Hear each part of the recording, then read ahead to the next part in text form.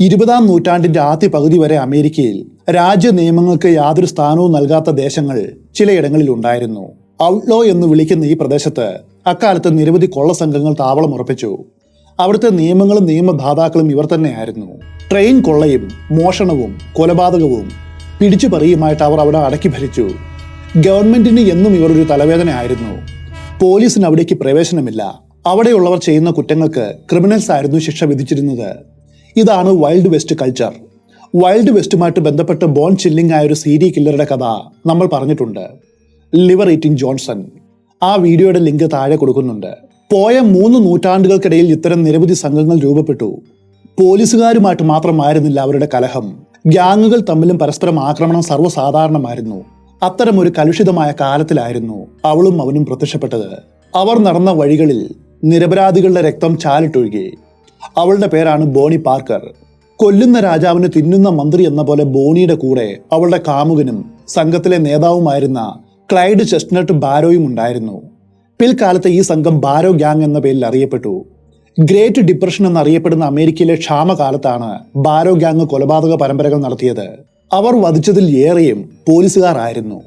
അമേരിക്കയിലെ എല്ലാ സ്റ്റേറ്റുകളും അവരുടെ തലയ്ക്ക് പ്രത്യേകം വില നിശ്ചയിച്ചു. എങ്കിലും രസകരമായിട്ടുള്ള മറ്റൊരു വസ്തുത കൂടി പറയാം. ചില ഗ്രാമീണരുടെ ഇടയിൽ ഇവർ ഒരു ഹീറോ ആയിരുന്നു. മധ്യകാല ഇംഗ്ലണ്ടിലെ നല്ലവനായ കള്ളൻ റോബിൻഹുഡിനുള്ളതുപോലൊരു വീരപരിവേഷമായിരുന്നു അവരുടെ എല്ലാം മനസ്സുകളിൽ അവർക്കുണ്ടായിരുന്നത്. എന്നാൽ റോബിൻഹുഡ് നിരപരാധികളെ വധിച്ചിരുന്നില്ല എന്നോർക്കണം. ഇവർ ഇതായിരുന്നില്ല.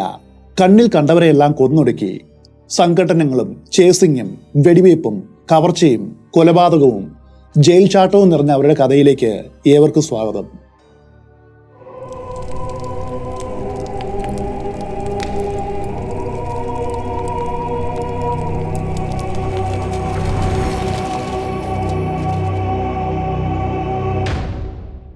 ആദ്യം നമുക്ക് ബോണി പാർക്കറുടെ ജീവിതരേഖ ഒന്ന് നോക്കാം. ചാൾസ് റോബർട്ട് പാർക്കർ എന്ന മേസന്റെ 3 മക്കളിൽ രണ്ടാമത്തവളായിട്ട് 1910 ടെക്സാസിലെ റോവന്നയിലാണ് ബോണി എലിസബത്ത് പാർക്കർ ജനിച്ചത്. അവൾക്ക് കേവലം 4 വയസ്സ് പ്രായമുള്ളപ്പോൾ പിതാവ് അന്തരിച്ചു. അതോടെ വിധവയായ എമ്മ അവരുടെ 3 മക്കളെ കൂട്ടി സ്വന്തം ദേശമായ വെസ്റ്റ് ഡാളസിലേക്ക് പോയി. അവിടെ തയ്യൽ ജോലി എടുത്ത് അവൾ കുടുംബം പോറ്റി. അക്കാലത്ത് യൗവനത്തിലേക്ക് കാലെടുത്ത് വെക്കുകയായിരുന്നു ബോണി. നീല കണ്ണുള്ള വലിയ ഉയരമൊന്നുമില്ലാത്തൊരു പെൺകുട്ടി. കവിതകൾ എഴുതുന്ന സ്വഭാവം അന്നേ അവൾക്കുണ്ടായിരുന്നു. ഹൈസ്കൂളിൽ 2ാം വർഷം പഠിക്കുമ്പോഴായിരുന്നു ബോണി കാണുവാനായിട്ട് സുന്ദരനായ റോയ് തോണ്ടനെ കണ്ടുമുട്ടിയത്. താമസിയാതെ ഇരുവരും പ്രണയത്തിലായി. വൈകാതെ സ്കൂളിൽ നിന്നും പുറത്താക്കപ്പെട്ട അവർ ഒളിച്ചോടി വിവാഹം ചെയ്തു. 1926 സെപ്റ്റംബർ 26-നാണ് അതുണ്ടായത്. 16 ദിവസം കഴിഞ്ഞാൽ അവളുടെ 16ാം ബർത്ത്ഡേ വരും. പക്ഷെ അല്പ ദിവസങ്ങൾ മാത്രമാണ് അവർ ഒരുമിച്ച് ജീവിച്ചത്. റോയ് തോണ്ടന്റെ മാതാവുമായിട്ട് ബോണി അത്ര ഐക്യത്തിലല്ല പോയത്. ഇരുവരും തമ്മിൽ കലഹം പതിവായിരുന്നു. അങ്ങനെ ഇരിക്കെ റോയ് ഒരു കാർ മോഷണ ശ്രമത്തിനിടെ ഒരു കൊലപാതകം ചെയ്തു. ആ കേസിൽ അകപ്പെട്ട് ജയിലിലുമായി. അങ്ങനെയാണ് ആ വിവാഹ ജീവിതം അവിടെ വെച്ച് അവസാനിപ്പിച്ചവൾ അമ്മയുടെ അടുക്കിലേക്ക് മടങ്ങിയത്. പിന്നെ ജീവിതം മുൻപോട്ട് നയിക്കുവാനായിട്ട് ഒരു ബാറിലെ വെയിട്രസ് ആയിട്ട് ജോലിക്ക് കയറി. തന്റെ ആദ്യ ഭർത്താവായ റോയിയെ അവൾ വളരെയധികം സ്നേഹിച്ചിരുന്നു എന്ന് വേണം കരുതുവാൻ. കാരണം പിൽക്കാലത്ത് അവൾ മരിച്ചു കിടക്കുമ്പോഴും റോയ് അണിയിച്ച വിവാഹമോതിരം ബോണിയുടെ കൈവിരലിൽ ഉണ്ടായിരുന്നു. ഇനി നമുക്ക് പിൽക്കാലത്ത് ബോണിയുടെ കാമുകനായിട്ട് മാറിയ ക്ലൈഡ് ചെസ്റ്റ്നട്ട് ബാരോയെ പരിചയപ്പെടാം. ക്ലൈഡ് ചെസ്റ്റ്നട്ട് ചാമ്പ്യൻ ബാരോ ജനിച്ചത് 1909 ടെക്സാസിലെ ഒരു ദരിദ്ര കർഷക കുടുംബത്തിലാണ്. ഹെൻറി ബാസിൽ ബാരോ ആയിരുന്നു അയാളുടെ പിതാവ്. ആ ദമ്പതികൾക്ക് മൊത്തം 7 മക്കളാണ്. അതിൽ 5ാമനായിട്ട് ബാരോ ജനിച്ചു. 1920കളുടെ ഒടുവിൽ ആ കുടുംബം വെസ്റ്റ് ഡാളസിലേക്ക് മാറി താമസിച്ചു. വിഷം ചീറ്റുന്നൊരു പാമ്പിന്റെ കണ്ണായിരുന്നു അവനുണ്ടായിരുന്നത്. വളരെ ചെറുപ്പം മുതലേ സ്വർഗാനുരാഗത്തിൽ താല്പര്യവും കാണിച്ചു. കണ്ണിൽ കാണുന്ന മൃഗങ്ങളെ വളരെ ക്രൂരമായിട്ട് ചിത്രവധം ചെയ്ത് കൊല്ലുന്നതായിരുന്നു അവന്റെ ഏറ്റവും വലിയ വിനോദം. അങ്ങനെ ഇരിക്കെ 1925 ഒരു കാർ മോഷണത്തിന് വെറും 17 വയസ്സ് പ്രായമുള്ളപ്പോൾ അയാൾ പോലീസ് പിടിയിലായി. പിന്നീട് ഏതാനും ടർക്കി കോഴികളെ മോഷ്ടിച്ചതിന് അവനും അവന്റെ സഹോദരൻ മാർവിനും അറസ്റ്റിലായി. എന്തായാലും ജയിൽ മോചിതനായ ശേഷം കുറ്റകൃത്യങ്ങളുടെ ലോകത്തിലേക്കാണ് അയാൾ തിരിഞ്ഞത്. ഇതിനിടയിൽ നിരവധി കടകൾ കുത്തി തുറന്നു. മോഷണവും പിടിച്ചുപറിയും അതുപോലെ കാർ മോഷണവുമായിട്ട് ജീവിച്ചു. അങ്ങനെ ജീവിച്ചു വരുന്ന കാലത്താണ് നമ്മൾ മുൻപ് പറഞ്ഞ ബോണി പാർക്കറെ അയാൾ പരിചയപ്പെട്ടത്. വിഖ്യാതമായിട്ടുള്ള ആ കൂടിക്കാഴ്ച ഉണ്ടായത് ഹെർബർട്ട് സ്റ്റേറ്റിലെ 105-ാം മുറിയിൽ വെച്ചായിരുന്നു. ഒരു അപകടത്തിൽപ്പെട്ട് പരിക്കേറ്റ് കിടക്കുന്ന ക്ലാരൻസ് ക്ലേ എന്ന സുഹൃത്തിനെ കാണുവാനായിരുന്നു ബാരോ അന്ന് അവിടെ എത്തിയത്. അവിടെ വെച്ചാണ് മറ്റൊരു കൂട്ടുകാരിയെ കാണുവാനായിട്ട് അവിടെ എത്തിയ ബോണി അയാൾ ആദ്യമായിട്ട് കാണുന്നത്. ഇരുവരും ഒറ്റ നോട്ടത്തിൽ പ്രണയത്തിലായി. അന്നു മുതൽ ബാരോയുടെ താമസം ബോണിയുടെ വീട്ടിലായി. ബോണിയുടെ മാതാവിനും അതിൽ വലിയ എതിർപ്പൊന്നും ഉണ്ടായിരുന്നില്ല. എന്നാൽ ദീർഘകാലം ആ ജീവിതം നീണ്ടുപോയില്ല. ഇതിനിടയിൽ വീണ്ടും ഒരു കാർ മോഷണ കേസിൽ ക്ലൈഡ് അറസ്റ്റിലായി. ഇത്തവണ ബോണിയുടെ കിടക്കയിൽ നിന്നുമാണ് പോലീസ് അയാളെ തൂക്കിയെടുത്തത്. ഇതിനിടയിൽ ബോണിയുമായിട്ട് ചേർന്ന് ഏതാനും ഭവനഭേദനവും ബാരോ നടത്തിയിരുന്നു. ഇതിനോടകം ഒരു ക്രിമിനൽ ദമ്പതികളായിട്ട് ഇവർ മാറിയിരുന്നു. 2 വർഷത്തേക്കാണ് ബാരോയെ കോടതി ശിക്ഷിച്ചത്. ഇത് ബോണിക്ക് സഹിക്കാവുന്നതിലും അപ്പുറമായിരുന്നു. ബാരോ ഇല്ലാതെ അവൾക്ക് ജീവിക്കുവാനായിട്ട് കഴിയില്ല. തന്റെ 2 ഭർത്താക്കന്മാരെയും തന്നിൽ നിന്നും അകറ്റിയ നിയമവ്യവസ്ഥയോട് അവൾക്ക് വലിയ വെറുപ്പ് തോന്നി. അവളുടെ ഈ വെറുപ്പ് എത്രമാത്രം കഠിനമായിരുന്നുവെന്ന് പിൽക്കാലത്ത് അവൾ നടത്തിയ കുറ്റകൃത്യങ്ങളിൽ നിന്നും നമുക്ക് മനസ്സിലാക്കാം. നിയമപാലകരെ എവിടെ കണ്ടാലും അവിടെ വെച്ച് അവരെ വെടിവെച്ച് കൊല്ലുമായിരുന്നു ബോണി. ഏതു വിധേനയും ക്ലൈഡിനെ പുറത്തെത്തിക്കുവാനായിട്ട് അവൾ തീരുമാനിച്ചു. അതിനു വേണ്ടിയിട്ടൊരു പദ്ധതിയും തയ്യാറാക്കി. അതിനായിട്ട് ജയിലിൽ കിടക്കുന്ന ക്ലൈഡിന് ഒരു സന്ദർശന വേളയിൽ ബോണി വളരെ രഹസ്യമായിട്ടൊരു തോക്ക് നൽകി. അതുപയോഗിച്ച് അയാളും മറ്റ് 2 തടവുകാരും തോക്കിൻ മുനയിൽ ഗാർഡുകളെ വിറപ്പിച്ച് ജയിൽ ചാടി. തൊട്ടു പിന്നാലെ ഒഹായോയിലെ ഒരു റെയിൽവേ ഓഫീസിൽ ഇതേ തോക്ക് ഉപയോഗിച്ച് മറ്റൊരു മോഷണം നടത്തി. എന്നാൽ പിടികൂടപ്പെട്ടു. വീണ്ടും ജയിലിലായി. ഇത്തവണ 14 വർഷമാണ് കോടതി അയാളെ ശിക്ഷിച്ചത്. അവിടെ മറ്റൊരു ദുരന്തം അയാളെ കാത്തിരിക്കുന്നുണ്ടായിരുന്നു. ആ ജയിലിലെ മറ്റൊരു തടവുകാരൻ ബാരോയെ നിരന്തരമായിട്ട് പ്രകൃതി വിരുദ്ധ പീഡനത്തിന് ഇരയാക്കിയിരുന്നു. ഒരു ദിവസം സഹികെട്ട് അയാൾ പ്രതികരിച്ചു. അതേ തുടർന്ന് വലിയ വഴക്കുണ്ടായി. ആ സമയത്ത് ബാരോയുടെ കയ്യിൽ കിട്ടിയത് ഒരു ഇരുമ്പ് പൈപ്പാണ്. അതെടുത്ത് അയാളുടെ തലയോട് ബാരോ അടിച്ച് ചിതറിച്ചു കളഞ്ഞു. കലി തീരാതെ വീണ്ടും വീണ്ടും അടിച്ചു. അയാളുടെ മുഖം തിരിച്ചറിയുവാൻ കഴിയാത്ത വിധം പൊട്ടിത്തകരും വരെ അടിച്ചു. രക്തവും തലച്ചോറും ബാരോയുടെ മുഖത്തും ചുവരുകളിലും ചിത്രങ്ങൾ തീർത്തു. ഇതായിരുന്നു ക്ലൈഡ് ചാമ്പ്യൻ ബാരോയുടെ ആദ്യത്തെ കൊലപാതകം. പക്ഷെ അയാൾ അതിന് ശിക്ഷിക്കപ്പെട്ടില്ല. കൊല്ലപ്പെട്ട കുറ്റവാളി ഒരു പൊതുശല്യമായിരുന്നു. അതുകൊണ്ട് ജീവപര്യന്തം തടവ് ശിക്ഷ അനുഭവിച്ചു വന്ന മറ്റൊരു പ്രതി ഈ കൊലയുടെ ഉത്തരവാദിത്വം ഏറ്റെടുത്തു. അതുവഴി ബാരോ ശിക്ഷയിൽ നിന്ന് രക്ഷപ്പെടുകയും ചെയ്തു. ആ ജയിലിലെ ജീവിതം അത്ര സുഖമുള്ളതായിരുന്നില്ല. രാവിലെ മുതൽ ഇരുട്ട് വീഴും വരെ സകല തടവുകാരും പരുത്തിപ്പാടത്ത് പൊരി വെയിലും കൊണ്ട് ജോലി ചെയ്യണം. ഗാർഡുകൾ വെറും മൃഗങ്ങളെ പോലെയാണ് അവരെ പരിഗണിച്ചത്. എന്തെങ്കിലും കാരണം കൊണ്ട്, അത് ചിലപ്പോൾ അസുഖം മൂലമായിരിക്കാം, ജോലി ചെയ്യുവാനായിട്ട് വയ്യ എന്ന് പറയുകയോ അതുപോലെ ജോലിയുടെ വേഗത കുറയുകയോ ചെയ്താൽ കഠിനമായിട്ട് അവർ മർദ്ദനം ഏറ്റുവാങ്ങേണ്ടി വരും. ജോലി സമയം തീരാറാവുമ്പോൾ ജയിലിൽ നിന്നും മണിയൊച്ച മുഴങ്ങും. അപ്പോഴേക്കും നേരം ഇരട്ടിയിട്ടുണ്ടാവും.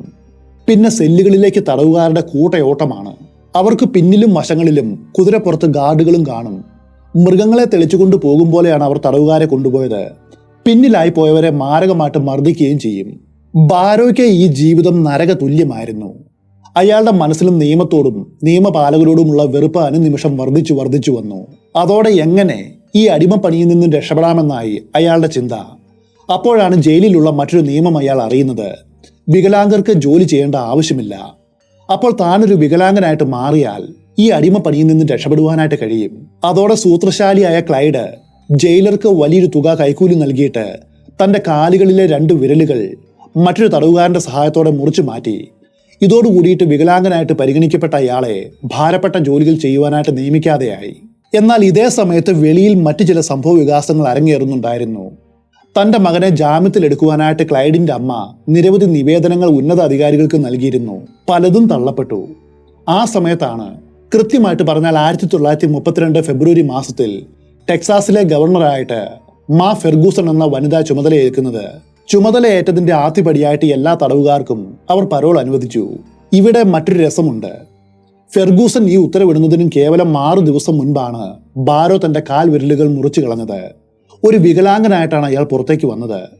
പിന്നീട് ജീവിതകാലം മുഴുവനും ഒരു ദുർബുദ്ധിയുടെ ഫലം കൊണ്ടുണ്ടായ വൈകല്യവും പേറി മരണം വരെ ചെറിയൊരു മുടന്തുമായിട്ടാണ് അയാൾ ജീവിച്ചത്. വെറും 6 ദിവസം കാത്തിരുന്നുവെങ്കിൽ അയാൾക്കിത് ഉണ്ടാകുമായിരുന്നില്ല. എന്നാൽ പഴയതിലും വളരെ മോശം വ്യക്തിയായിട്ടാണ് ക്ലൈഡ് ജയിലിൽ നിന്നും പുറത്തേക്ക് ഇറങ്ങിയത്. അതേസമയത്ത് അയാളുടെ വരവും കാത്ത് ബോണിയും പുറത്തുണ്ടായിരുന്നു. തുടക്കത്തിൽ പഴയ ജീവിതത്തോട് വിട പറയുവാനായിട്ട് അയാൾ മാന്യമായിട്ടുള്ള പല തൊഴിലും അന്വേഷിച്ചു. എന്നാൽ ഒരു മുൻ കുറ്റവാളിക്ക് ജോലി നൽകുവാനായിട്ട് ആരും തയ്യാറാവില്ല. അതുകൊണ്ട് തന്നെ ഗത്യന്തരമില്ലാതെ കുറ്റകൃത്യങ്ങളുടെ ആ പഴയ ലോകത്തിലേക്ക് തന്നെ അയാൾക്ക് മടങ്ങേണ്ടി വന്നു. ഇത്തവണ അയാൾക്ക് കൂട്ടായിട്ട് ബോണിയുമുണ്ട്. അതിനുശേഷം അമേരിക്ക കണ്ടത് ആരെയും ഞെട്ടിക്കുന്ന, പോലീസിന് തലവേദന ഒഴിയാത്ത സീരീസ് ഓഫ് ക്രൈം ആയിരുന്നു. പിൽക്കാലത്ത് ക്ലൈഡിന്റെ സഹോദരി അവന്റെ സ്വഭാവത്തിൽ പൊടുന്നനെ വന്ന മാറ്റത്തെക്കുറിച്ച് പറഞ്ഞത് ഇങ്ങനെയാണ്: ഞങ്ങൾക്ക് നല്ല ഉറപ്പുണ്ട്, അവന് ജയിലിൽ വെച്ച് ഏറ്റവും മോശമായിട്ടുള്ളത് എന്തോ സംഭവിച്ചിട്ടുണ്ട്. കാരണം അകത്തേക്ക് പോകുമ്പോൾ ഉണ്ടായിരുന്ന ആളല്ല പുറത്തേക്ക് വന്നത്. ക്ലൈഡും ബോണി പാർക്കറും വീണ്ടും കുറ്റകൃത്യങ്ങളിലേക്ക് തിരിഞ്ഞു. തുടക്കകാലത്ത് മകൾ നടത്തുന്ന കുറ്റകൃത്യങ്ങളെക്കുറിച്ച് ബോണിയുടെ അമ്മയ്ക്ക് യാതൊരു അറിവും ഉണ്ടായിരുന്നില്ല. തനിക്ക് ബൂസ്റ്റണിലെ ഒരു ഫാൻസി സ്റ്റോറിൽ ജോലി കിട്ടിയെന്നും അവിടേക്കാണ് പോകുന്നത് എന്നും പറഞ്ഞാണ് അവൾ വീട്ടിൽ നിന്നും ഇറങ്ങുന്നത്. എന്നാൽ ബോണി നേരെ പോയത് ക്ലൈഡിന്റെ അടുത്തേക്കാണ്. ഈ ദമ്പതികൾ ചേർന്ന നിരവധി കടകളും അതുപോലെ ഗ്യാസ് സ്റ്റേഷനുകളും കുത്തി തുറന്നു. അവിടെയുള്ള പണം മുഴുവനും മോഷ്ടിച്ചു. ആ സമയത്ത് അവരുടെ ലക്ഷ്യം ഇതായിരുന്നു: ഇങ്ങനെ കൊള്ളയടിയിലൂടെ കിട്ടുന്ന പണം മുഴുവനും ശേഖരിച്ച് നിരവധി ആയുധങ്ങൾ വാങ്ങിച്ചു കൂട്ടണം. അതിനുശേഷം ഒരു സായുധ സമരത്തിലൂടെ ഈസ്താം ജയിലിൽ പീഡനമേറ്റ് കഴിയുന്ന തടവുകാരെ മോചിപ്പിക്കണം. അതിനായിട്ട് ഏതാനും കുറ്റവാളികളെ വിളിച്ചുകൂട്ടി ബാരോ ഗ്യാങ് എന്നറിയപ്പെടുന്ന ഒരു കൊള്ളസംഘം അയാൾ ഉണ്ടാക്കി. അയാളുടെ ഈ പ്രവൃത്തികളെല്ലാം വളരെ സൂക്ഷ്മമായിട്ട് നിരീക്ഷിച്ചാൽ ഒരു കാര്യം വളരെ വ്യക്തമാണ്: ക്ലൈഡിന്റെ പ്രതികാരം മുഴുവനും നിലവിലുള്ള നിയമവ്യവസ്ഥകളോടായിരുന്നു. കാരണം ഈസ്താം ജയിലിൽ വെച്ച് അത്രയധികം പീഡനങ്ങൾ അയാൾ ഏറ്റുവാങ്ങിയിരുന്നു. അതിന് തെളിവാണ് അയാൾ ഇന്ന് അനുഭവിക്കുന്ന അംഗവൈകല്യം. സമാനമായിട്ടുള്ള ഒരു പ്രതിഷേധം ബോണിക്കും ഉണ്ടായിരുന്നു. അവളുടെ 2 ഭർത്താക്കന്മാരെ അവളിൽ നിന്നും പറിച്ചെടുത്തത് ഇതേ നിയമവ്യവസ്ഥയാണ്. അങ്ങനെ ഇരിക്കെ 1932 ഏപ്രിൽ 19 കടന്നു വരികയാണ്. അന്നൊരു കടയിൽ മോഷണം നടത്തുവാനായിട്ട് ശ്രമിക്കുന്നതിനിടെ ബോണിയും മറ്റൊരു കൂട്ടാളിയുമായ റാൽഫും അറസ്റ്റിലായി. ക്ലൈഡും മറ്റുള്ളവരും എങ്ങനെയോ ഓടി രക്ഷപ്പെട്ടു. ഈ മോഷണ ശ്രമത്തിന്റെ പേരിൽ അവൾക്ക് ഏകദേശം 3 മാസത്തോളം ജയിലിൽ കഴിയേണ്ടി വന്നു. ഇതിനിടയിൽ മറ്റൊരു സംഭവം ഉണ്ടായി. ജയിലിൽ കഴിയുമ്പോൾ ബോണി ചില കവിതകൾ എഴുതുകയും അത് പ്രസാധകർക്ക് അയച്ചു കൊടുക്കുകയും ചെയ്തു. ഒരു കുറ്റവാളിയുടെ കലാസൃഷ്ടിയാണിത്. അതുകൊണ്ട് മാധ്യമങ്ങൾ അത് അച്ചടിച്ചു. അതോടെ അവൾ മറ്റൊരു തലത്തിലും പ്രശസ്തയായി. 3 മാസത്തിന് ശേഷം ബോണി പാർക്കർ ജയിൽ മോചിതയായി. പക്ഷേ കൂടെ പിടിയിലായ റാൽഫിന് വീണ്ടും കുറച്ച് മാസങ്ങൾ കൂടി ജയിലിൽ കഴിയേണ്ടി വന്നു. അവസാനം ജയിലിൽ നിന്നും ഇറങ്ങിയ റാൽഫ് നല്ല പിള്ളയായെന്ന് പറയണം. കാരണം അതിനുശേഷം അയാൾ ഒരിക്കലും ബാരോ ഗ്യാങ്ങിന്റെ കൂടെ ചേർന്നിട്ടില്ല. ബോണി പുറത്തിറങ്ങിയതിന്റെ തൊട്ടു പിന്നാലെ ബാരോ ഗ്യാങ് അടുത്ത കുറ്റകൃത്യം നടപ്പിലാക്കി. അതൊരു കൊലപാതകത്തിലാണ് അവസാനിച്ചത്. ബാരോ ഗ്യാങ്ങിന്റെ ആദ്യത്തെ കൊലപാതകം 1932 ഏപ്രിൽ 17. സ്ഥലം ടെക്സാസിലെ ഹിൻബറോ സിറ്റി. അവിടെ ഒരു സ്വർണ്ണക്കടയുണ്ട്. അന്നത്തെ വ്യാപാരമെല്ലാം മതിയാക്കിയിട്ട് കടയുടമ ജയൻ ബുച്ചറും ഭാര്യയും വീട്ടിലേക്ക് മടങ്ങുവാനായിട്ട് തുടങ്ങുമ്പോഴായിരുന്നു മോഷ്ടിച്ചെടുത്ത കാറുകളിൽ പാഞ്ഞു വന്ന ബാരോ ഗ്യാങ് ആ കടയുടെ ഉള്ളിലേക്ക് ഇരച്ചു കയറിയത്. അവരുടെ കൈവശമുള്ള പണം കവരുവാനായിട്ട് അവർ ശ്രമിച്ചു. എന്നാൽ ബുച്ചർ അവരെ ചെറുത്തു നിന്നു. ഉടനടി അവർ അയാളെ വെടിവെച്ച് കൊലപ്പെടുത്തി. എന്നിട്ട് കയ്യിൽ കിട്ടിയതും മാരിപ്പെറുക്കി അവിടെ നിന്നും കടന്നു കളഞ്ഞു. ബുച്ചറിന്റെ ഭാര്യ ഈ കാഴ്ച കണ്ട് നടുങ്ങി വിറച്ചു. വൈകാതെ പോലീസ് സംഭവസ്ഥലത്ത് വന്ന് അന്വേഷണം ആരംഭിച്ചു. ഇതിനോടകം ബാരോ ഗ്യാങ് ആയിരിക്കും ഇതിന്റെ പിന്നിലെന്ന് അവർക്കൊരു സൂചന കിട്ടിയിരുന്നു. പോലീസിന്റെ കൈവശമുള്ളത് ബോണിയുടെയും ക്ലൈഡിന്റെയും ഫോട്ടോകൾ മാത്രമാണ്. ആ ചിത്രങ്ങൾ ബുച്ചറിന്റെ ഭാര്യയെ കാണിച്ച് ഇവരെ തിരിച്ചറിയുവാനായിട്ട് കഴിയുമോ എന്ന് ചോദിച്ചു. ബുച്ചറിന്റെ ഭാര്യ ഒറ്റ നോട്ടത്തിൽ പോലീസ് കാണിച്ച ഫോട്ടോഗ്രാഫുകളിൽ നിന്നും അവരെ തിരിച്ചറിഞ്ഞു. അതോടെ രാജ്യം കണ്ട ഏറ്റവും വലിയ മാൻ ഹണ്ടുകളിൽ ഒന്നിന് തുടക്കമായി. പോലീസ് അവർക്ക് വേണ്ടിയിട്ട് വല വീശി അന്വേഷണം ആരംഭിച്ചു. എന്നാൽ ഈ കൊള്ളയിൽ നിന്നും അവർക്ക് ആകെ മൊത്തം കിട്ടിയത് വെറും $40 ആയിരുന്നു. ഒരു ദിവസം ക്ലൈഡ് ബാരോയും സംഘത്തിലെ മറ്റംഗങ്ങളായ റൈമണ്ട് ഹാമിൽട്ടനും റോസ് ഡയറും ചേർന്ന് അക്ലഹോമയിലെ അറ്റോക്കോ പട്ടണത്തിലെ ഒരു നൃത്തശാലയിൽ മദ്യപിച്ചുകൊണ്ടിരിക്കുകയായിരുന്നു. അപ്പോഴൊരു സംഭവമുണ്ടായി. നിയമത്തോടും നിയമപാലകരോടും ഇവർക്കുള്ള വെറുപ്പ് എത്ര വലുതായിരുന്നുവെന്ന് ഇതിൽ നിന്നും മനസ്സിലാക്കാം. അതേ സമയത്ത് പെട്രോളിങ്ങിന്റെ ഭാഗമായിട്ട് 2 പോലീസ് ഓഫീസർമാർ അവിടേക്ക് വന്നു. അവരുടെ പേരുകൾ ഇതാണ്: deputy CG Maxwell, assistant deputy sheriff Eugene C Moore. ഇരുവർക്കും ബാരോ ഗ്യാങ്ങിനെ മനസ്സിലായില്ല. അവർ മുൻപോട്ട് വന്ന് പൊതുസ്ഥലത്ത് വെച്ച് മദ്യപിക്കുവാനായിട്ട് പാടില്ല എന്ന് അവരെ വിലക്കി. അടുത്ത നിമിഷം യാതൊരു പ്രകോപനവുമില്ലാതെ ബാരോ ഗ്യാങ് അവർക്ക് നേരെ വെടിവെച്ചു. വളരെ അപ്രതീക്ഷിതമായിട്ടുള്ള ആക്രമണം. യൂജിൻ സി മൂറിന്റെ നെറ്റിയിലൂടെയാണ് ബുള്ളറ്റ് കയറിയത്. അയാൾ തൽക്ഷണം കൊല്ലപ്പെട്ടു. മാക്സ്വെല്ലിന് ഗുരുതരമായിട്ടുള്ള പരിക്ക് പറ്റി. പിന്നീട് ഹോസ്പിറ്റലിൽ വെച്ച് അയാളും മരിച്ചു. ബാരോ ഗ്യാങ് വധിക്കുന്ന ആദ്യത്തെ പോലീസ് ഓഫീസർമാർ ആയിരുന്നു അവർ. എന്നാൽ അതൊരു ആരംഭം മാത്രമായിരുന്നു. പിന്നീട് ഇവർ മൂലം വധിക്കപ്പെട്ടത് 9 പോലീസുകാരും 5 നിരപരാധികളുമായിരുന്നു. ഈ കൊലയ്ക്ക് തൊട്ടു പിന്നാലെ അവർ ഒരു വലിയ പെട്രോൾ പമ്പ് കൊള്ളയടിച്ചു. ഇത്തവണ ബോണി സംഘത്തോടൊപ്പം ഉണ്ടായിരുന്നു. തരക്കേടില്ലാത്ത കൊള്ള മുതൽ അവർക്ക് അവിടെ നിന്നും കിട്ടുകയുണ്ടായി $3500. ഇതിനിടയിൽ ബാരോ ഗ്യാങ്ങിൽ നിന്നും അപ്രതീക്ഷിതമായിട്ട് ഒരാൾ കൊഴിഞ്ഞുപോയി. ഡാൻസ് ക്ലബിൽ വെച്ച് ബാരോയുടെ കൂടെ നിന്ന് 2 പോലീസുകാരെ വെടിവെച്ച് കൊന്ന റേമണ്ട് ഹാമിൽട്ടൺ ആയിരുന്നു അത്. ഹാമിൽട്ടന്റെ കുടുംബമുള്ളത് മിഷിഗണിലാണ്. ഒരു ദിവസം തന്റെ പിതാവിനെ കാണുവാനായിട്ട് അയാൾ മിഷിഗണിലേക്ക് പുറപ്പെട്ടു. അവിടെയുള്ളൊരു ബാറിൽ കയറി സാമാന്യം നന്നായിട്ട് മദ്യപിച്ചു. ലഹരി തലയ്ക്ക് പിടിച്ചതും താൻ ബാരോ ഗ്യാങ്ങിലെ അംഗമാണെന്നും ഡാൻസ് ക്ലബിൽ വെച്ച് പോലീസുകാരെ വെടിവെച്ച കുറ്റവാളികളിൽ ഒരുവൻ താനാണെന്നും അയാൾ വിളിച്ചു കൂവി. അയാളുടെ കഷ്ടകാലത്തിന് ആ സമയത്ത് വേഷം മാറിയൊരു പോലീസുകാരൻ ആ ബാറിൽ ഉണ്ടായിരുന്നു. അയാൾ ഇത് കേട്ടു. ഉടൻ തന്നെ ഹാമിൽട്ടനെ അറസ്റ്റ് ചെയ്ത് കോടതിയിൽ ഹാജരാക്കി. കുറ്റം സംശയാതീതമായിട്ട് തെളിയിക്കപ്പെട്ടു. ഹാമിൽട്ടനെ കോടതി വിധിച്ചത് 263 വർഷത്തെ ജയിൽ ശിക്ഷയാണ്. ഹാമിൽട്ടന്റെ അഭാവം നികത്തുവാനായിട്ട് മറ്റൊരാൾ കൂടി ആ സംഘത്തിൽ ചേർന്നു. 16 വയസ്സുള്ള വില്യം ഡാനിയൽ ജോൺസ് ആയിരുന്നു അത്. വളരെ ചെറുപ്പം മുതലേ ബാരോ ഗ്യാങ്ങിന്റെ സുഹൃത്തായിരുന്നു ഡാനിയൽ. 1932 ഒരു ക്രിസ്മസ് രാത്രിയിലാണ് അവൻ ഗ്യാങ്ങിലെ അംഗമായത്. ഡാനിയലിനെ കൂടെ കൂട്ടിയതിൽ ബാരോയ്ക്ക് മറ്റൊരു ലക്ഷ്യവും ഉണ്ടായിരുന്നു. ബോണി പാർക്കർ അമിതമായിട്ടുള്ള ലൈംഗിക അഭിനിവേശവും അതുപോലെ രതിവൈകൃതവുമുള്ള സ്ത്രീയായിരുന്നു. ചെറുപ്പക്കാരനായ ഡാനിയലിന് അവളുടെ കാമപ്പശി തീർക്കുവാനായിട്ട് കഴിയുമെന്ന് അയാൾ വിചാരിച്ചു. ഇപ്പോഴാ സംഘത്തിൽ മൊത്തം 3 പേരാണുള്ളത്: Boney Parker, Clyde ബാരോ, William Daniel. മുൻപ് വേറെയും ആളുകൾ സംഘത്തിൽ ഉണ്ടായിരുന്നുവെങ്കിലും അവരെല്ലാവരും ഒന്നിനു പിന്നാലെ ഒന്നായിട്ട് കൊഴിഞ്ഞു പോവുകയും അതുപോലെ പോലീസ് പിടിയിലാവുകയുമാണ് ചെയ്തത്. എന്തായാലും അന്ന് ആ ക്രിസ്മസ് രാത്രിയിൽ ആ മൂവർ സംഘം കൈവശമുള്ള പണവുമായിട്ട് നാട് വിട്ടു. അതിന്റെ അടുത്ത ദിവസം ഒരു കാർ മോഷ്ടിക്കുവാനായിട്ട് അവർ തീരുമാനിച്ചു. കാരണം ഒരേ വാഹനത്തിൽ തുടർച്ചയായിട്ട് യാത്ര ചെയ്താൽ തങ്ങൾ പിടിക്കപ്പെടുമെന്ന് അവർക്കറിയാം. ഇത്തവണ അവർ ഉന്നം വെച്ചത് ഡോയൽ ജോൺസൺ എന്നൊരു യുവാവിനെയായിരുന്നു. 1932 ഡിസംബർ 5 ബാരോയും ജോൺസും ചേർന്ന് അയാളുടെ കാർ തട്ടിയെടുക്കുവാൻ വേണ്ടി അയാളെ കൊലപ്പെടുത്തി. അതിനുശേഷം അവർ കാൻസാസ്, മിസോറിസ്, മിഷിഗൻ തുടങ്ങിയ സ്ഥലങ്ങളിലൂടെ സഞ്ചരിച്ചു. ഈ യാത്രക്കിടയിൽ നിരവധി മോഷണങ്ങളും ആക്രമണങ്ങളും നടത്തി. അതിൽ നിന്നും കിട്ടിയ പണം ഉപയോഗിച്ച് ആഡംബര ജീവിതം നയിച്ചു. കാരണം അവർ മൂവരും ദരിദ്ര കുടുംബങ്ങളിൽ നിന്നും വന്നവരാണ്. പെട്ടെന്ന് കയ്യിൽ കുറച്ച് പണം കിട്ടിയപ്പോൾ അവരിത് പൊടിച്ചു എന്ന് വേണം പറയുവാൻ. ഒരു ദിവസം ഒരു കേസ് ബിയർ വരെ വാങ്ങിയിരുന്നു. ഗ്രൂപ്പ് സെക്സിൽ ഏർപ്പെടുമായിരുന്നു. വൈകാതെ കൈവശമുള്ള പണം മുഴുവനും തീർന്നു.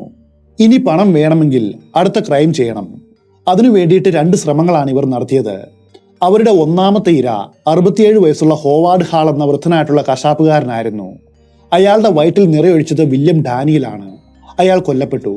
എന്നാൽ കാര്യമായിട്ടുള്ള യാതൊരു തുകയും ഹോവാർഡിൽ നിന്നും കിട്ടിയില്ല. അതേ തുടർന്ന് അടുത്ത മോഷണം നടത്തുവാനായിട്ട് അവർ നിർബന്ധിതരായി. ഇത്തവണ അവർ കൊള്ളയടിച്ചത് ഒരു ബാങ്കാണ്. അവിടെയും നിരാശയായിരുന്നു ഫലം.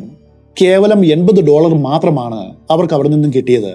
1933 ജനുവരി 6 മറ്റൊരു പോലീസുകാരൻ കൂടി അവരുടെ കൊലക്കത്തിക്കിരയായി.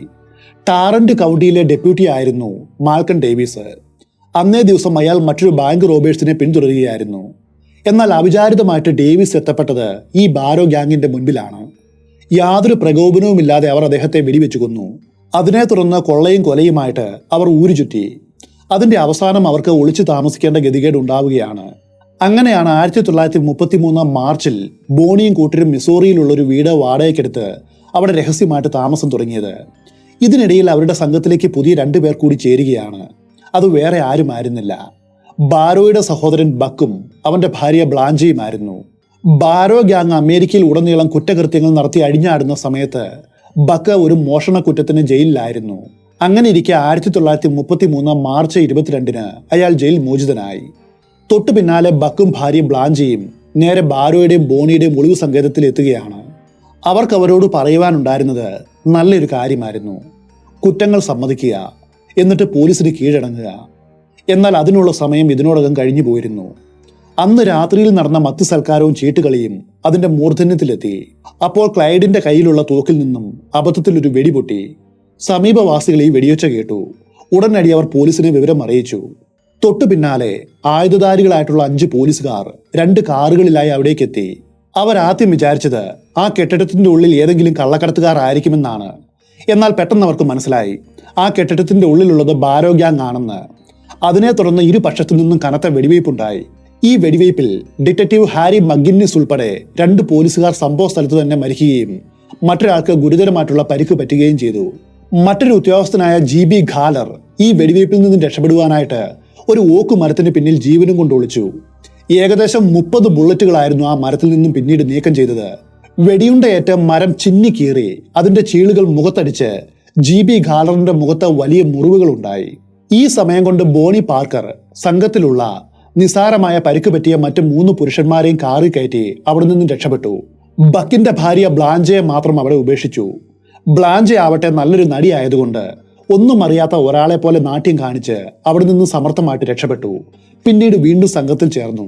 ആ വെടിവയ്പിൽ നിന്ന് രക്ഷപ്പെട്ട പോലീസ് ഉദ്യോഗസ്ഥർ പിന്നീട് പറഞ്ഞത് ഇങ്ങനെയാണ്: 14 റൗണ്ടുകളാണ് ഞങ്ങൾ അവർക്ക് നേരെ നിറയൊഴിച്ചത്. അതിൽ ഒരെണ്ണം ജോൺസിന്റെ വശത്തുകൂടി കടന്നുപോയി, മറ്റൊരെണ്ണം ബക്കിനെ ഉരുമി കടന്നുപോയി.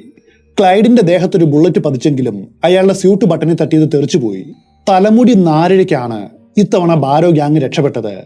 എന്നാൽ ഇതിനിടയിൽ വളരെ നിർണായകമായിട്ടുള്ള ചില തെളിവുകൾ അവർ ആ അപ്പാർട്ട്മെന്റിൽ അവശേഷിപ്പിച്ചിരുന്നു. ബക്കിന് പരോൾ അനുവദിച്ചുകൊണ്ട് 3 ആഴ്ച മുൻപ് സർക്കാർ പുറപ്പെടുവിച്ച ഒഫീഷ്യൽ ലെറ്റർ, ബോണി എഴുതിയ ഒരു കവിത, ആയുധങ്ങളുടെ ഒരു വിപുല ശേഖരം, ഇതും കൂടാതെ ഡെവലപ്പ് ചെയ്യാത്ത ഏതാനും ഫിലിം റോളുകളും ഒരു ക്യാമറയും. ആ ഫിലിം ഡെവലപ്പ് ചെയ്തപ്പോൾ നിരവധി ചിത്രങ്ങളാണ് അവർക്ക് ലഭിച്ചത്. അതിൽ ബോണിയും ജോൺസും ക്ലൈഡും പരസ്പരം ആയുധങ്ങൾ ചൂണ്ടി പോസ്റ്റ് ചെയ്ത് നിൽക്കുന്ന ചിത്രങ്ങൾ ഉണ്ടായിരുന്നു. പോലീസ് ഈ ചിത്രങ്ങൾ മീഡിയയ്ക്ക് കൈമാറി. പിന്നീട് ഇറങ്ങിയ പത്രങ്ങളിലെ 1-ാം പേജിൽ വന്ന അത്തരം ചിത്രങ്ങൾ ബോണി പാർക്കർക്ക് നിരവധി ആരാധകരെയാണ് സമ്മാനിച്ചത്. ഒരു സിഗരറ്റും കടിച്ചു പിടിച്ച് കയ്യിൽ തോക്കുമേന്തി ഒരു വില്ലത്തി ലുക്കിൽ നിൽക്കുന്നതായിരുന്നു ആ ചിത്രം. പിന്നീട് പല കോമിക് ബുക്കുകളും ഈ പോസ്റ്റിലുള്ള ചിത്രവുമായിട്ട് ഇറങ്ങുകയുണ്ടായി. പക്ഷെ ഇതോടുകൂടി ബാരോ ഗ്യാങ് അമേരിക്കയിലെമ്പാടും പ്രശസ്തരായി. പുറത്തിറങ്ങിയാൽ അവരെ ആളുകൾ തിരിച്ചറിയുമെന്ന സ്ഥിതിയായി. ഒരിടത്തും തങ്ങുവാനായിട്ട് കഴിയാത്ത അവസ്ഥ. എത്ര തിരക്ക് കുറഞ്ഞ സ്ഥലത്തുകൂടി സഞ്ചരിച്ചാലും അവരെ ആരെങ്കിലും തിരിച്ചറിയും. അതായിരുന്നു അവസ്ഥ. മോഷ്ടിച്ചെടുത്ത കാറുകളിലായി ജീവിതം. ആ വാഹനം കേടാകുമ്പോൾ അടുത്തത് മോഷ്ടിക്കും. വിജനമായിട്ടുള്ള സ്ഥലങ്ങളിൽ വാഹനം പാർക്ക് ചെയ്യും. സംഘത്തിലെ ചിലർ ഉറങ്ങുമ്പോൾ മറ്റു ചിലർ കാവൽ നിൽക്കും. മുഷിഞ്ഞ വസ്ത്രങ്ങൾ വല്ലപ്പോഴും മാത്രം അവസരം കിട്ടുമ്പോൾ അലക്കും. ശരിക്കും നരകതുല്യമായിട്ടുള്ള ജീവിതം. ബാരോ ഗ്യാങ് പിന്നീട് പോയത് ടെക്സാസിൽ നിന്നും അകലെയുള്ള ലൂസിയാന, ഒക്ലഹോമ, മിനസോട്ട, ഇയാവ തുടങ്ങിയ പ്രദേശങ്ങളിലേക്കായിരുന്നു. ഏകദേശം 3 മാസക്കാലം അവർ അവിടെ ഒളിവ് ജീവിതം നയിച്ചു. ഇതിനിടയിൽ അവർ നിരവധി കൊള്ളയും കൊലയും ചെയ്യുന്നുണ്ടെന്ന വാർത്തകൾ പോലീസിന് കിട്ടുന്നുണ്ട്. പക്ഷെ അവർ എവിടെയാണെന്നോ അവരുടെ ഒളിയിടം എവിടെയാണെന്നോ കണ്ടെത്തുവാനായിട്ട് അവർ പരാജയപ്പെട്ടു. ഇതിനിടയിൽ ജാക്സൺ കൗണ്ടിയിലെ മിനസോട്ടയിൽ വെച്ച് ഒരു ബാങ്ക് അവർ കൊള്ളയടിച്ചു. അതുപോലെ ഇന്ത്യാനയിലെ ഒരു ബാങ്കിനു നേർക്കും കവർച്ചാശ്രമം നടത്തി. രണ്ടും വിജയം കണ്ടില്ല. നിരവധി തട്ടിക്കൊണ്ടു പോകലുകളും ഇവർ ആസൂത്രണം ചെയ്തു. അതിലൊന്നായിരുന്നു ഡില്ലാർഡ് ഡാർബിയുടെ കിഡ്നാപ്പിംഗ് കേസ്. അദ്ദേഹത്തിന്റെ കാർ തട്ടിയെടുക്കുവാനായിട്ട് ഡില്ലാർഡിനെയും ഭാര്യയും കിഡ്നാപ്പ് ചെയ്തു. എന്നിട്ട് വിജനമായിട്ടുള്ള ഒരു സ്ഥലത്ത് അവരെ ഇറക്കി വിട്ടു. വണ്ടിക്കൂലിക്ക് ഏതാനും പണവും കൊടുത്ത് കാറും കൊണ്ട് അവർ കടന്നു കളഞ്ഞു. ചിലപ്പോഴൊക്കെ പോലീസുകാരെ പോലും ഇങ്ങനെ ചെയ്തിട്ടുണ്ട്. അവരുടെ രസകരമായിട്ടുള്ള ഇത്തരം വാർത്തകൾ പത്രങ്ങൾ വലിയ പ്രാധാന്യത്തോടെ അച്ചടിച്ചു. ആദ്യമൊക്കെ ജനങ്ങളെ ഇത് രസിപ്പിച്ചിരുന്നു. ക്രമേണ അവർക്കും കാര്യങ്ങളുടെ യാഥാർത്ഥ്യം ബോധ്യമായി. ബാരോ ഗ്യാങ് കുറ്റകൃത്യങ്ങൾക്കിടയിൽ അവരുടെ കൺമുൻപിൽ വന്നുപെടുന്നത് പോലീസ് ആയാലും ശരി, നിരപരാധിയായിട്ടുള്ള ഒരു വഴിയാത്രക്കാരനായാലും ശരി, അവരെ നിഷ്കരുണം വധിച്ചിരുന്നു. ഇതുമൂലം അവരുടെ ജനപ്രീതി വളരെ വേഗം ഇടിയുവാൻ തുടങ്ങി. ബാരോ ഗ്യാങ്ങിന്റെ ചിത്രങ്ങൾ ദിവസവും പത്രങ്ങളിൽ വരുന്നത് മൂലം പൊതുവിടങ്ങളിലൂടെ സഞ്ചരിക്കുവാനായിട്ട് അവർക്ക് ഭയമായിരുന്നു. ഹോട്ടലുകളിലോ മോട്ടലുകളിലോ താമസിക്കുന്നത് അസാധ്യമാണ്. അതുകൊണ്ട് അവർ ജനങ്ങളിൽ നിന്നും വിട്ടുമാറി ആളൊഴിഞ്ഞ ഇടങ്ങളിൽ ഭക്ഷണം പാചകം ചെയ്തു. അത് ശൈത്യമുള്ള ജലാശയങ്ങളിൽ ശാരീരിക ശുദ്ധി വരുത്തി വളരെ രഹസ്യമായിട്ട് ജീവിച്ചു വന്നു. ഇതിനിടയിൽ തങ്ങളുടെ അന്ത്യനാളുകൾ അടുത്തു വന്ന യാഥാർത്ഥ്യം ക്രമേണ അവർക്ക് മനസ്സിലായി. കൂടാതെ മറ്റൊരു പ്രശ്നവും അവർക്ക് അഭിമുഖീകരിക്കേണ്ടി വന്നു. 5 ആളുകൾ ഒരുമിച്ച് സഞ്ചരിക്കുന്നത് കണ്ടാൽ ആളുകൾ പ്രത്യേകം നിരീക്ഷിക്കും. കാരണം ബാരോ ഗ്യാങ്ങിൽ ഇപ്പോഴുള്ളത് 5 പേർ മാത്രമാണെന്നും അവരുടെ സഞ്ചാരം ഒരുമിച്ചാണെന്നും ഏതു കുട്ടിക്കും അറിയാം. പിടി വീഴുവാനായിട്ട് ഇത് തന്നെ ധാരാളം. ഇതിനിടയിൽ തന്റെ അമ്മയെ ഒന്ന് കാണുവാൻ ബോണി പാർക്കർക്ക് വലിയൊരാഗ്രഹം തോന്നി. അതിനായിട്ട് ബോണിയുടെ അമ്മയുമായി ബന്ധപ്പെട്ട് പരസ്പരം കൂടി കാണുവാനായിട്ട് ഒരു സമയവും സ്ഥലവും അവർ കണ്ടെത്തി. അതിനുശേഷം ബോണിയും ക്ലൈഡും ജോൺസും ഒരു കാറിൽ പോകുമ്പോൾ അപ്രതീക്ഷിതമായിട്ട് വലിയൊരു അപകടമുണ്ടായി. നിർമ്മാണത്തിലിരിക്കുന്ന ഒരു പാലത്തിലേക്ക് ക്ലൈഡ് കാർ ഓടിച്ചു കയറ്റി. പാലത്തിൽ നിന്നും ആ കാറ് തലകീഴായിട്ട് മറിഞ്ഞ് വലിയൊരു അപകടമുണ്ടായി. കാറിന്റെ ബാറ്ററിയിൽ നിന്നും ആസിഡ് മറിഞ്ഞു വീണ് ബോണിയുടെ കാലുകൾക്ക് ഗുരുതരമായിട്ടുള്ള പൊള്ളലുണ്ടായി. പിൽക്കാലത്ത് ജോൺസ് അതേക്കുറിച്ച് പറഞ്ഞത് ഇങ്ങനെയാണ്: ഞങ്ങൾ ആരും വിചാരിച്ചില്ല അവൾ ജീവിച്ചിരിക്കുമെന്ന്. കാരണം പൊള്ളൽ അത്രയ്ക്കും ഗുരുതരമായിരുന്നു. അത് അവളുടെ വലതു കാലിൽ തുടങ്ങി അരക്കെട്ട് വരെ കാണപ്പെട്ടു. ചിലയിടങ്ങളിൽ അസ്ഥികൾ പോലും തെളിഞ്ഞു കാണാമായിരുന്നു. ഇതുമൂലം ബോണിക്ക് നടക്കുവാനായിട്ട് കഴിയുമായിരുന്നില്ല. ക്ലൈഡ് അവളെ ചുമന്നുകൊണ്ട് നടന്നു. അടുത്തുള്ള ഒരു കർഷക കുടുംബത്തിലേക്കാണ് പരിക്കേറ്റ് അവർ വന്നു കയറിയത്. ആ കർഷകൻ തന്നെ കൊണ്ട് കഴിയാവുന്ന പ്രാഥമിക ശുശ്രൂഷകൾ അവർക്ക് ചെയ്തു. ഇതിനിടയിൽ ആ യാഥാർത്ഥ്യം അയാൾ മനസ്സിലാക്കി. തന്റെ വീട്ടിൽ ഇപ്പോൾ വന്നിരിക്കുന്നത് കുപ്രസിദ്ധരായിട്ടുള്ള ബാരോ ഗ്യാങ് ആണ്. അയാൾ വേഗം പോലീസിനെ വിവരം അറിയിച്ചു. എന്നാൽ അവരെ പിടിക്കുവാനായിട്ട് എത്തിയ 2 പോലീസുകാരെ ഇവർ പിടികൂടി ബന്ദിയാക്കി. എന്നിട്ട് അവരുടെ തലയിൽ തോക്കുവെച്ച് മറ്റു പോലീസുകാരോട് വിലപേശി. എത്രയും വേഗം തന്റെ സഹോദരനായ ബക്കിനെയും ഭാര്യ ബ്ലാഞ്ചെയും ഇവിടെ എത്തിച്ചില്ലെങ്കിൽ പോലീസുകാരെ വധിക്കുമെന്ന് ഭീഷണിപ്പെടുത്തി. ഒടുവിൽ അവർ തന്നെ ബക്കിനെയും ബ്ലാഞ്ചെയും അവിടെ എത്തിച്ചു. ആ പോലീസുകാരെ തോക്കിൻ മുനയിലൂടെ നടത്തിക്കൊണ്ട് വീണ്ടും ബാരോ ഗ്യാങ് അവിടെ നിന്ന് രക്ഷപ്പെട്ടു. അതിനുശേഷം 5 പേരും വേഷപ്രച്ഛന്നരായി. 1933 ബാരോ ഗ്യാങ് മിസൗറിയിലെ അക്രൻസാസിലെ പ്ലേറ്റ് സിറ്റിക്കരികിലുള്ള സ്മിത്ത് ഫോർട്ട് എന്ന റിസോർട്ടിൽ 3 പേർക്ക് വേണ്ടിയിട്ട് ഒരു റൂം ബുക്ക് ചെയ്തു. ബ്ലാഞ്ച മുഖേനയാണ് റൂം ബുക്ക് ചെയ്തത്. കാരണം ബോണിക്ക് അടിയന്തരമായിട്ട് വൈദ്യസഹായം വേണ്ടതുണ്ട്. ആശുപത്രിയിൽ പോകുവാനും കഴിയില്ല. ഗ്യാസ് സ്റ്റൗവിൽ നിന്നും തീ പടർന്നാണ് അപകടമുണ്ടായതെന്ന് അവിടെയുള്ള ജീവനക്കാരെ പറഞ്ഞ് വിശ്വസിപ്പിക്കുവാനായിട്ട് അവർക്ക് സാധിച്ചു. ഒടുവിൽ അവർ ഒരു നേഴ്സിനെ കണ്ടെത്തി. ബോണിയെ നോക്കുവാനായിട്ട് താൻ റൂമിലേക്ക് വരാമെന്ന് അവർ സമ്മതിച്ചു. എന്നാൽ മരുന്ന് വാങ്ങുവാനും അതുപോലെ നേഴ്സിന്റെ സേവനത്തിനും പണം വേണം. അതിന് കൊള്ളയടിയല്ലാതെ മറ്റു മാർഗവുമില്ല. രാത്രി സമയത്ത് അടുത്തുള്ള ഒരു ബാങ്കും ഏതാനും കടകളും കൊള്ളയടിക്കുവാനായിട്ട് അവർ ശ്രമിച്ചു. ഇതിനിടയിൽ ഹെൻറി ഹംഫ്രി എന്ന മാർഷലിനെ അവർക്ക് കൊലപ്പെടുത്തേണ്ടി വന്നു. പുതിയതായിട്ട് ആ പ്രദേശത്ത് നിയമിതനായിട്ടുള്ള ഒരു ഓഫീസറായിരുന്നു ഹെൻറി. എന്നാൽ ഇതിനിടയിൽ ബാരോ ഗ്യാങ് അറിയാതെ മറ്റൊരു കാര്യവും നടക്കുന്നുണ്ടായിരുന്നു. റിസോർട്ടിനോട് ചേർന്ന് ആഹാരവും മറ്റും വിൽക്കുന്ന ഒരു കടയുണ്ട്. ആ കടയുടെ ഉടമയുടെ പേര് നീൽ ഹൂസർ എന്നാണ്. ഒരു ദിവസം അയാൾ നോക്കുമ്പോൾ 5 ആളുകൾ കാറിൽ നിന്നും ഇറങ്ങുന്നത് കണ്ടു. അതിൽ 2 പേർ വളരെ തന്ത്രപൂർവ്വം അവിടെ നിന്നും പിന്മാറുന്നതും പിന്നീട് അവർ കൂടിച്ചേരുന്നതും അങ്ങനെ തുടങ്ങി എല്ലാം അയാൾ ശ്രദ്ധിച്ചു. ഇവർക്കെല്ലാം ഒരു ഗ്യാങ്സ്റ്ററുടെ മട്ടും ഭാവവുമുണ്ട്. ഇതോടെ അയാൾക്ക് സംശയമായി. മാത്രവുമല്ല, റിസോർട്ടിലേക്ക് കൊണ്ടുപോകുവാനായിട്ട് 3 പേർക്ക് പകരം 5 പേർക്കുള്ള ആഹാരമായിരുന്നു പതിവായിട്ട് ബ്ലാഞ്ചെ ഓർഡർ ചെയ്തത്. ഇതും സംശയത്തിന് കാരണമായി. 3 പേർക്ക് താമസിക്കുവാനാണ് അവർ മുറിയെടുത്തത്. പിന്നെ എന്തിനാണ് 5 പേർക്കുള്ള ആഹാരം വാങ്ങുന്നത്? ബ്ലാഞ്ചയുടെ വേഷവിധാനവും സംശയം വർദ്ധിപ്പിച്ചു. കൂടാതെ ഒരു ദിവസം അവർ വാടകയ്ക്കെടുത്ത മുറിയുടെ ജാലകത്തിൽ നിറയെ പേപ്പർ ഒട്ടിച്ചു വെച്ചിരിക്കുന്ന കാഴ്ചയാണ് അയാൾ കണ്ടത്. ഉള്ളിൽ എന്താണ് നടക്കുന്നത് എന്ന് പുറത്തുള്ളവർ അറിയാതിരിക്കുവാനുള്ള നടപടിയാണിതെന്ന് അയാൾക്ക് വേഗം മനസ്സിലായി. നീൽ ഹൂസർ വേഗം തന്നെ താൻ കണ്ട കാര്യങ്ങൾ ഹൈവേ പെട്രോൾ സംഘത്തിലെ ഒരംഗമായ ക്യാപ്റ്റൻ വില്യം ബാസ്റ്ററെ അറിയിച്ചു. അതിന്റെ അടുത്ത ദിവസം രാവിലെ ജോൺസും ക്ലൈഡും നഗരത്തിലിറങ്ങി. ബോണിയെ ശുശ്രൂഷിക്കാൻ വേണ്ട ബാൻഡേഡും വേദന സംഹാരികളും വാങ്ങി. ഇതെല്ലാം പോലീസ് നിരീക്ഷിക്കുന്നുണ്ടായിരുന്നു. അതോടെ അവർക്ക് ഹോട്ടലിൽ റൂം എടുത്ത സംഘം ബാരോ ഗ്യാങ് ആണെന്ന് ഉറപ്പായി. ഉടൻ തന്നെ അന്ന് രാത്രി 11 മണിയോടെ ആയുധങ്ങളുമായിട്ട് ഒരു സംഘം പോലീസുകാർ അവിടേക്ക് എത്തുകയാണ്. ഇത്തവണയും കനത്ത വെടിവയ്പുണ്ടായി. നാഷണൽ ഗാർഡ് ആർമറിയിൽ നിന്നും മോഷ്ടിച്ച ആയുധങ്ങൾ വരെ കൈവശം ഉണ്ടായിരുന്ന ആ കൊള്ളസംഘത്തെ കീഴടക്കുവാനായിട്ട് പോലീസുകാരുടെ മോശം ആയുധങ്ങൾക്ക് സാധിക്കുമായിരുന്നില്ല. ഇക്കുറിയും അവർ കാറെടുത്ത് രക്ഷപ്പെട്ടു. പക്ഷെ ഇത്തവണ സംഘം മുമ്പത്തെ പോലെ അത്ര സുരക്ഷിതരായിരുന്നില്ല. ആ വെടിവയ്പിൽ ബക്കിന്റെ തലയിൽ വലിയൊരു മുറിവുണ്ടായി. സൺഗ്ലാസ് പൊട്ടിക്കയറി ബ്ലാഞ്ചയുടെ കണ്ണിന് നല്ല പരിക്ക് പറ്റി. ഈ പലായനത്തിനിടയിൽ ബക്കിന്റെയും ബ്ലാഞ്ചയുടെയും വിവാഹ സർട്ടിഫിക്കറ്റ്, ഒരു ക്യാമറ, ഏതാനും ഫിലിം റോളുകൾ അങ്ങനെ തുടങ്ങി പലതും നഷ്ടമായി. ജീവനും കൊണ്ട് പലായനം ചെയ്ത അവർ ഒടുവിൽ എത്തപ്പെട്ടത് ഡസ്റ്റർ നദിക്കരയിലുള്ള ഉപേക്ഷിക്കപ്പെട്ട ഒരു അമ്യൂസ്മെന്റ് പാർക്കിലാണ്. അവിടെ അവർ താവളം ഉറപ്പിച്ചു. കാരണം നോക്കി നടത്തിപ്പില്ലാത്തതുകൊണ്ട് ആ പാർക്ക് ഇതിനോടകം ഒരു വനമായിട്ട് മാറിയിരുന്നു. വിശപ്പും ദാഹവും അലച്ചിലും പരിക്കും ക്ഷീണവും അവരെ ഒന്നുപോലെ അലട്ടി. ബക്കിന്റെ കാര്യം വളരെ പരിതാപകരമായിരുന്നു. ചിലപ്പോഴൊക്കെ അയാൾക്ക് ബോധം വരും. അപ്പോൾ പരസ്പര വിരുദ്ധമായിട്ട് എന്തൊക്കെയോ സംസാരിക്കും. പിന്നെ ബോധം മറയും. അയാൾക്ക് രക്തം ഒരുപാട് നഷ്ടപ്പെട്ടിരുന്നു. ബക്ക് രക്ഷപ്പെടുവാനുള്ള ഒരു സാധ്യതയും ഇല്ല എന്ന് എല്ലാവർക്കും മനസ്സിലായി. അതുകൊണ്ട് ജോൺസും ബാരോയും ചേർന്ന് അവന് വേണ്ടിയിട്ടൊരു ശവക്കുഴി തയ്യാറാക്കി. എന്നാൽ ഇതിനിടയിൽ രക്തം പുരണ്ട വസ്ത്രങ്ങളും ദേഹത്ത് ചുറ്റിയ ബാൻഡേഡുമായിട്ട് ഒരു കൂട്ടം ആളുകൾ ആളൊഴിഞ്ഞൊരു പാർക്കിൽ എന്തൊക്കെയോ ചെയ്യുന്നത് ചില പ്രദേശവാസികൾ കണ്ടു. അവർ വേഗം അധികാരികളെ വിവരം അറിയിച്ചു. ദൃക്സാക്ഷികളുടെ വിവരണപ്രകാരം പാർക്കിൽ ഇപ്പോഴുള്ളത് ബാരോ ഗ്യാങ് ആണെന്ന് അധികാരികൾക്ക് മനസ്സിലായി. ഉടൻ തന്നെ പോലീസും നിരവധി നാട്ടുകാരും അടക്കം 200ഓളം ആളുകൾ അവിടെ വളഞ്ഞു. അടുത്ത നിമിഷം വീണ്ടും വെടിവയ്പ് ആരംഭിച്ചു. ഇനി പിടിച്ചു നിൽക്കുവാനായിട്ട് തങ്ങൾക്ക് കഴിയില്ല എന്ന് അവർക്ക് മനസ്സിലായി. പെട്ടെന്നുണ്ടായ ഈ ബഹളത്തിനിടയിലൂടെ ഈ ഗ്യാങ് രക്ഷപ്പെടുവാനായിട്ട് ശ്രമിച്ചു. കണ്ണു വയ്യെങ്കിലും ബ്ലാഞ്ച അവശനായ തന്റെ ഭർത്താവിനെ താങ്ങിപ്പിടിച്ചു നടത്തി. ഇതിനിടെ അയാൾക്ക് വീണ്ടും പുറകിൽ നിന്നും തുടർച്ചയായിട്ട് വെടിയേറ്റു. അവരെ അവിടെ ഉപേക്ഷിച്ച് ബോണിയും ജോൺസും ക്ലൈഡും അവിടെ നിന്നും ഓടി രക്ഷപ്പെട്ടു. ബ്ലാഞ്ചയും ബക്കും പോലീസിന്റെ പിടിയിലായി. ബക്കിനെ ഉടനടി ഹോസ്പിറ്റലിൽ എത്തിച്ച് സർജറി ചെയ്തെങ്കിലും തലയിലേറ്റ മുറിവ് ഗുരുതരമായിരുന്നു. ആശുപത്രിയിൽ പ്രവേശിപ്പിച്ചതിന്റെ 5-ാം ദിവസം ന്യൂമോണിയ പിടിച്ച അയാൾ മരിച്ചു. ബ്ലാഞ്ചയെ കോടതിയിൽ ഹാജരാക്കി. കോടതി അവൾക്ക് 10 വർഷം കഠിന തടവ് വിധിച്ചു. പിന്നീട് വന്ന 1.5 മാസക്കാലം ജീവൻ കയ്യിലെടുത്തവർ പടിഞ്ഞാറൻ മേഖലകളിലേക്ക് ഓടുകയായിരുന്നു. ജോൺസിന്റെ തലയിൽ വലിയൊരു മുറിവുണ്ടായിരുന്നു.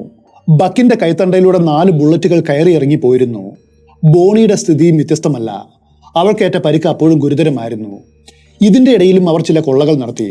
വീണ്ടും ചില ആർമർ ഷോപ്പുകൾ കൊള്ളയടിച്ച് തങ്ങളുടെ ആയുധ ബലവും വർദ്ധിപ്പിച്ചു. അവരുടെ ജീവിതം അപ്പോഴും മോഷ്ടിച്ച കാറുകളിലായിരുന്നു. ആ വർഷം സെപ്റ്റംബർ മാസത്തിന്റെ ആരംഭത്തിൽ ഈ മൂവർ സംഘം തങ്ങളുടെ കുടുംബാംഗങ്ങളെ കാണുവാനായിട്ട് ഡാളസിൽ എത്തിച്ചേർന്നു. അവിടെ വെച്ച് ജോൺസ് സംഘവുമായിട്ട് പിരിഞ്ഞു. അയാളുടെ വഴിക്ക് പോകുവാനായിട്ട് തീരുമാനിച്ചു. എന്നാൽ ഗ്യാങ്ങുമായിട്ട് പിരിഞ്ഞ ഏതാനും ദിവസങ്ങൾക്കുള്ളിൽ ജോൺസ് അറസ്റ്റിലായി. ബാരോ ഗ്യാങ്ങിന്റെ അംഗസംഖ്യ ഇപ്പോൾ ചുരുങ്ങിയിരിക്കുന്നു. 5 പേർ ഉണ്ടായിരുന്ന ആ ഗ്യാങ്ങിൽ ഇപ്പോഴുള്ളത് വെറും 2 പേരാണ്, ബോണി പാർക്കറും ക്ലൈഡ് ചാമ്പ്യൻ ബാരോയും. ഇതിനിടയിൽ ഡാളസിൽ വെച്ച് ഏതാനും ലോക്കൽ കുറ്റവാളികളുടെ കൂടെ ചേർന്ന് നിരവധി മോഷണങ്ങൾ ബാരോ ഗ്യാങ് നടത്തുകയുണ്ടായി. അവിടെ വെച്ച് വീണ്ടും പോലീസ് പിടിയിൽ അകപ്പെടേണ്ടതായിരുന്നു. പക്ഷേ കഷ്ടിച്ച് രക്ഷപ്പെട്ടു. ഇതിനിടയിൽ തങ്ങളുടെ കുടുംബാംഗങ്ങളെ കാണുവാനായിട്ട് കാറിൽ പോകുമ്പോൾ പോലീസുമായിട്ട് വീണ്ടും വെടിവയ്പുണ്ടായി. അതിൽ ഇരുവരുടെയും കാലിനെ ഗുരുതരമായിട്ട് പരിക്കേറ്റു. അന്ന് രാത്രിയിൽ അവർ ആ നഗരം വിട്ടു. അതിനുശേഷം ഭ്രാന്ത് പിടിച്ചവരെ പോലെയായിരുന്നു അവരുടെ പെരുമാറ്റം.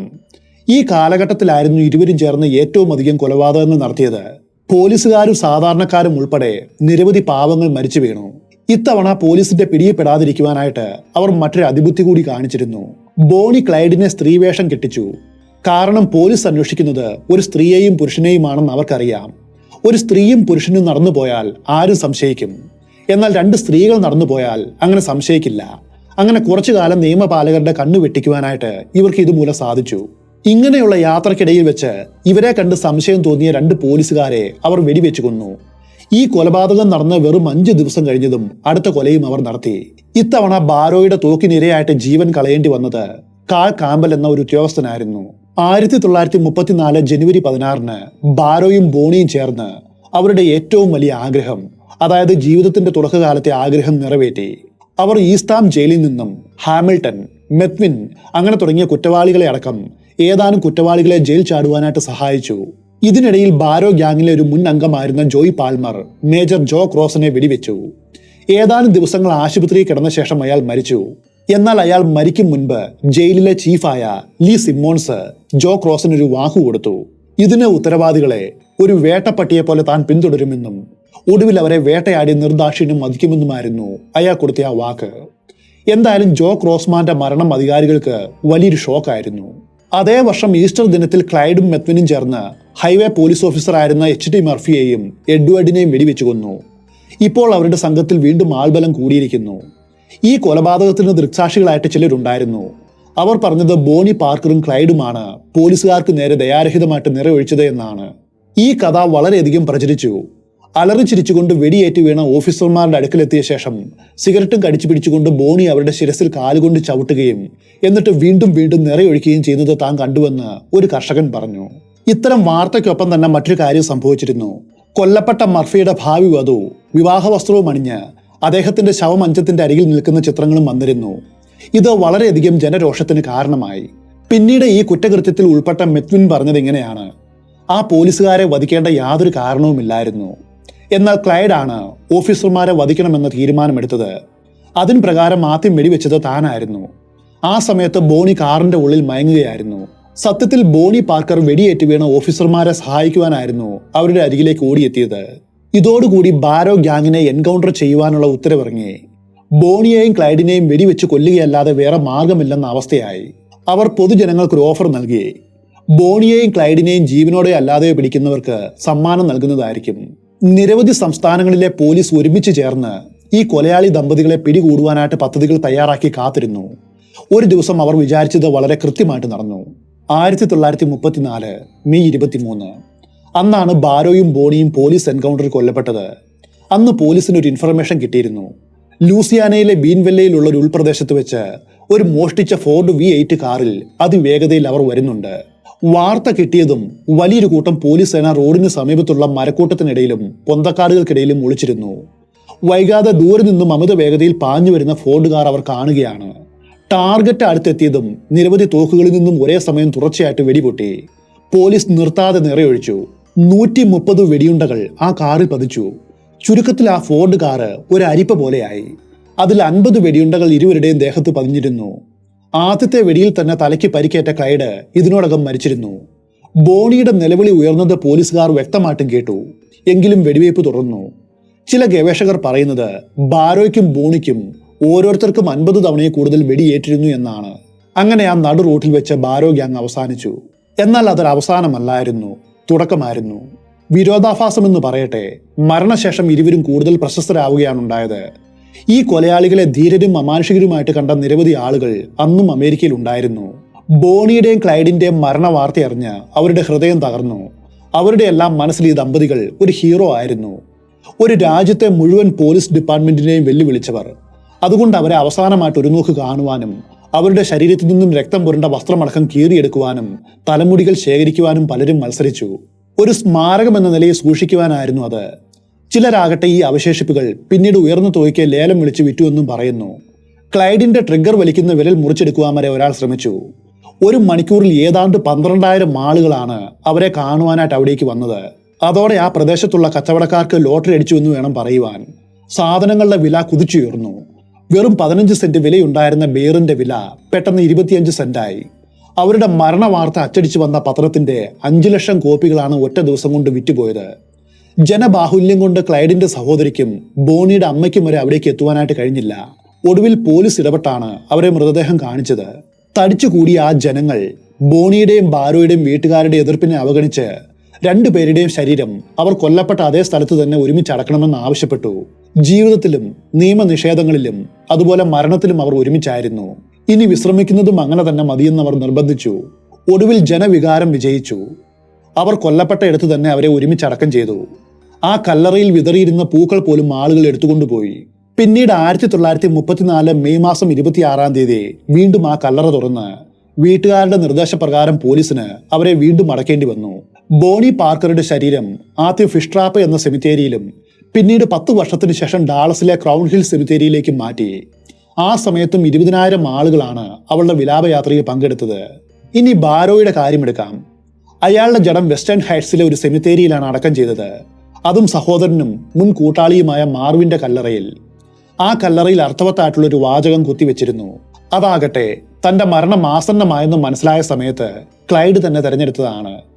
നമ്മൾ ഇന്നും ആ കല്ലറയിൽ പോയാൽ ഇങ്ങനൊരു വാചകം കാണാം: പോയി, എന്നാലും മറക്കില്ല. ബാരോ ഗ്യാങ്ങിന്റെ കഥ ഇവിടെ അവസാനിക്കുമ്പോഴും ജനങ്ങൾ എന്തിനാണ് ഈ കൊലയാളികളെ ഇത്രയധികം സ്നേഹിക്കുകയും ആരാധിക്കുകയും ചെയ്തത് എന്ന ചോദ്യം മാത്രം ബാക്കി നിൽക്കുന്നു. അവർക്ക് അവരുടേതായിട്ടുള്ള കാരണം കാണുമായിരിക്കും.